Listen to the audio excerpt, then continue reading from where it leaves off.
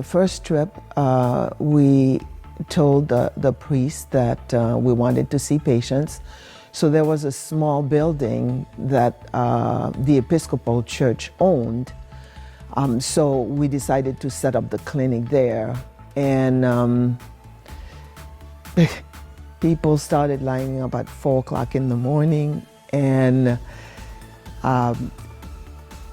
we couldn't even see the number of people, and there were people left over to see the following day and everything. And that building itself, it started raining, and we started getting wet because there was no roof or anything like that there.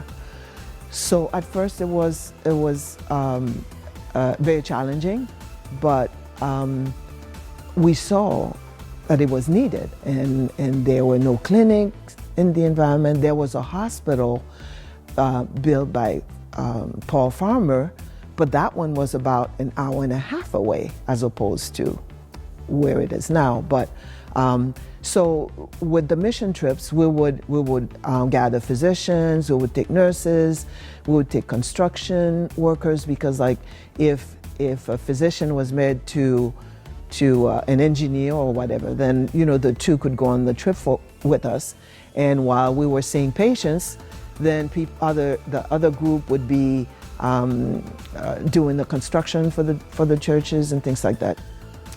We sent about $3,400 a month for the clinic to pay for the physicians there and the ancillary workers. We ask for volunteers, and everybody pays their own way.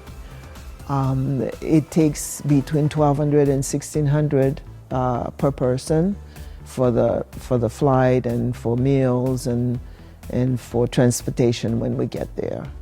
HOM doesn't spend money to send people to Haiti. Everybody pays their own way to go to Haiti. Depending on how many physicians we take with us, I think with the last trip in 2018, we saw about 830 patients or 827, I don't remember.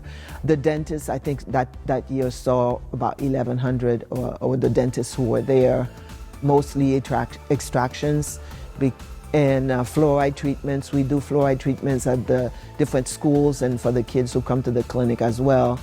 So, the schools have quite a few students, like 1,000 on average per school, and we did about 3 or 4 schools.